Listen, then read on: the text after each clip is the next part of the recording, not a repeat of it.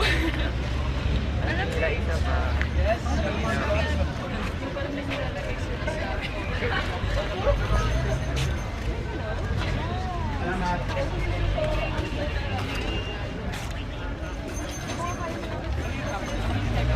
Marami pang darating, ano? Almira, marami pang darating.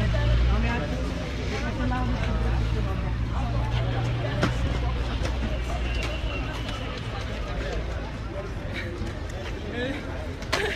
Ang malas ko sa lahat. Dito ko nakapicture. Hindi ka bagal. Interview? Sino ba pwede interview namin? Ayun, kayo na lang. Siya interview natin. Wait lang po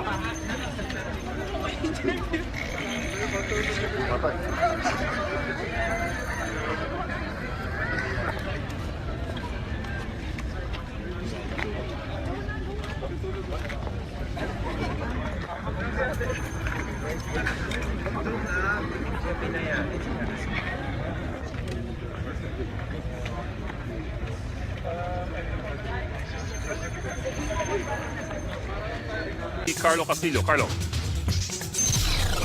Hindi nga naging hadlang ang malakas na buhos ng ulan kanina para dito sa iba't ibang grupo ng mga katutubo na ngayon narito nga sa Stag Farm o mas kilala sa pangalang o sa tawag na kampuhan na nasa may bahagi ng CP Garcia sa UP Diliman. Hindi sila natinag sa paggawa ng mga karatulang ibabandera at sa mga FPG na susunugin bukas. Simbolo raw ito ng kawalan nila ng tiwala sa administrasyon ni Pangulong Rodrigo Duterte. Para sa mga militanteng grupo, doble kara si Pangulong Rodrigo Duterte. Nagpapanggap daw na makatao ang Pangulo. Pero pinapahirapan din daw niya ang mga Pinoy dahil sa nararanasan ng bansa ngayon na maihahambing daw sa martial law ni dating Pangulong Ferdinand Marcos. Hindi namin matansya si Presidente Duterte. Probably this is an effect of the fentanyl drug he's been using. Pero pagdidiin ng Pangulo, kaisa siya ng mga militanteng grupo sa ilang inirereklamong issue gaya ng korupsyon sa gobyerno. Handa rin daw siyang ipasara ang EDSA para sa mga magpoprotesta at pananatilihin sila sa EDSA Shrine. Kung sabihin ninyo, I will occupy sa EDSA, dito na kami magdudumi, dito na kami magkain, dito kami matulog, I'll give you 2 months. Pero hindi kumagat ang mga militante sa sinabi ng Pangulo sa pagdedeklara ng National Day of Protest. Mukhang tinatansya lang daw niya kung gaano katindi ang galit ng mga Pinoy. We have a government whose top people is actually very non-transparent in terms of their actions. No? And what we must always bear in mind is that they have already declared martial law in Mindanao. And they have made a number of threats about declaring martial law nationwide. Tiniyak naman ni PNP Chief Ronald De La Rosa na hahayaan ng mga pulis sa mga magpoprotesta. Full alert status, but still maximum tolerance. So, huwag lang silang manakit ng kapwa, huwag lang silang mangharang. Wala nang uwian at dito na raw sila magpapalipas ng magdamag. Samantala, pangungunahan naman ng grupong Sandugo ang gagawin nilang lakbayan ng pambansang Minoria bukas. Alas 9 ng umaga ay magmamarcha sila papuntang Mindiola at bandang alas 4 naman ng hapon ay tutulak yung grupo papunta dyan sa may bahagi ng Luneta para ipagpatuloy yung kanilang kilos protesta. The stage is now being set up here at Plaza Miranda, where supporters of President Rodrigo Duterte are going to stage a protest later this afternoon on the National Day of Protest. This pro-Duterte rally is happens at the same time as the nationwide protest organized by various militant groups across the country in commemoration of the 45th anniversary of the declaration of martial law that will culminate in Luneta. While the militant groups are protesting the government's war against drugs and alleged extrajudicial killings, among others, organizers of this pro-Duterte rally say they're carrying out this event to reiterate or stress their support for President Duterte and his administration amid the issues thrown at them. Plaza Miranda PCP Commander, Police Chief Superintendent Leonardo Gutierrez says Additional police from the National Capital Region Police Office will be deployed here at Plaza Miranda to ensure the safety of the protesters here later this afternoon. The program starts at 2 o'clock p.m. Claire? Camille, how is security there? Can you describe to us what you're seeing? Well, the Plaza Miranda PCP says that they're not really expecting, violent, violent or untoward incidents here today, but they're beefing up security. And as I've mentioned earlier, more policemen from the regional office will be deployed here before the program starts at 2 o'clock. Claire? Camila Benicio there reporting from Plaza Miranda. Demonstrations are happening in different parts of Metro Manila tomorrow. Our senior correspondent David Santos tells us what to expect on the National Day of Protest. This Rubik's Cube-inspired artwork is the centerpiece of Thursday's protest actions. Much like a combination puzzle, the so-called Rhodes Cube bears the faces of President Rodrigo Duterte, the late strongman Ferdinand Marcos, and Adolf Hitler. Kahit na anong ikot mo is magtutugma pa rin kasi nga pare-pareha silang diktador. Cause-oriented as well as left-wing groups will march to Luneta after holding a rally at Mendiola at noon. The Luneta rally starts at 4 p.m. with a program denouncing extrajudicial killings and what they call Duterte's authoritarian tendencies. At the Commission on Human Rights in Quezon City, there's also a protest action. Around 1,400 policemen and soldiers will secure Manila during the rallies. And as a counter-protest, supporters of President Duterte will gather at Plaza Miranda and Mendiola.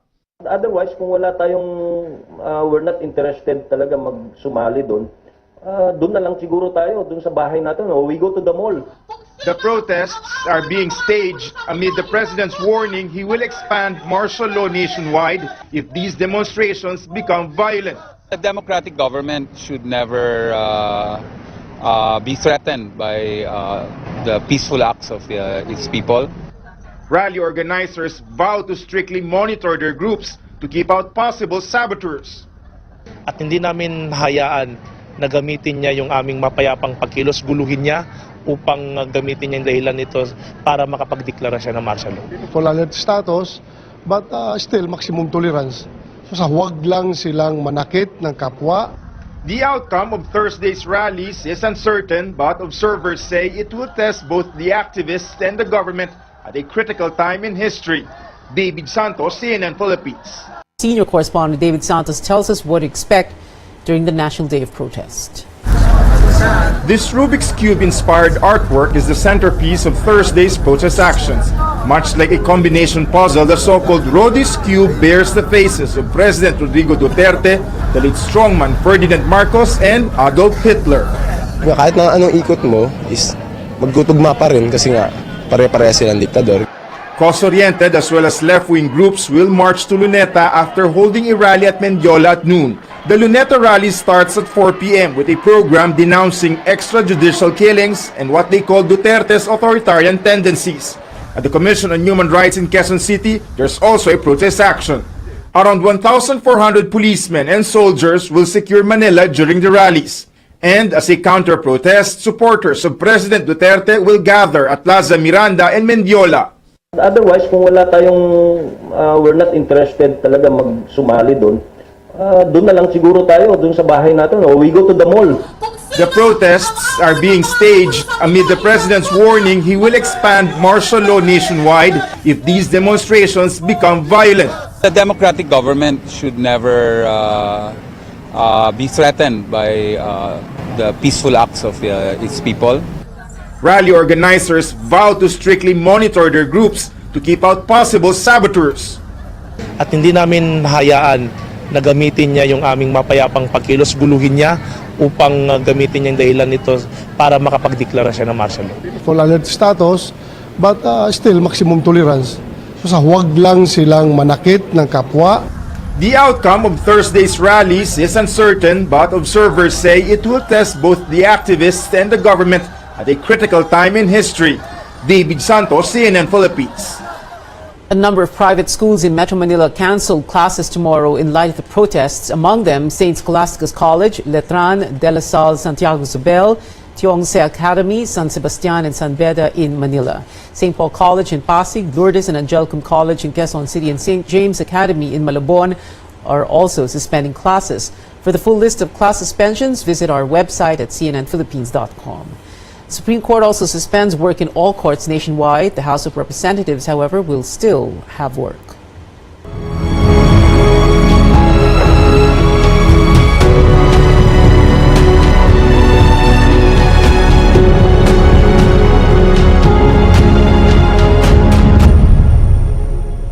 Government forces are retaking key areas in Marawi City. In one assault, one of the Maute fighters, a brother of a town mayor in Lanao del Sur, was killed. George Cahilas takes us to ground zero. These videos show the intense battle between government troops and Maute fighters to recover the area beyond Mapandi or Baloi Bridge, one of the strongholds of the terrorists. The Marines suffered heavy casualties, especially in retaking Salam and Abbas hospitals. Dito wala kaming patay. Okay, pero mahirap kunin. Kasi kinuha ko na itong mga buildings sa tabi niya bago na ko yung... This is Salam Hospital here in Barangay Lilod, Madaya. And according to the Philippine Marines, this area served as a logistics and medical hub of Maute fighters.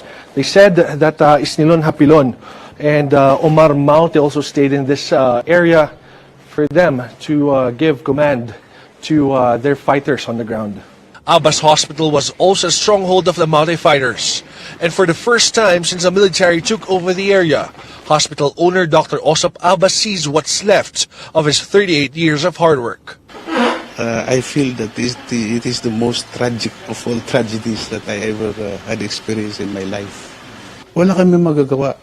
So we have to keep our plan. Our plan is limited to moving on, surviving outside of Marawi City. The military has also retaken another Maute stronghold, the Jamaitul Philippine Al-Islamiyah. May mga casualties din tayo before natin nabawi yung lugar, yung compound na yon. Ganun siya kahirap. The military reveals a certified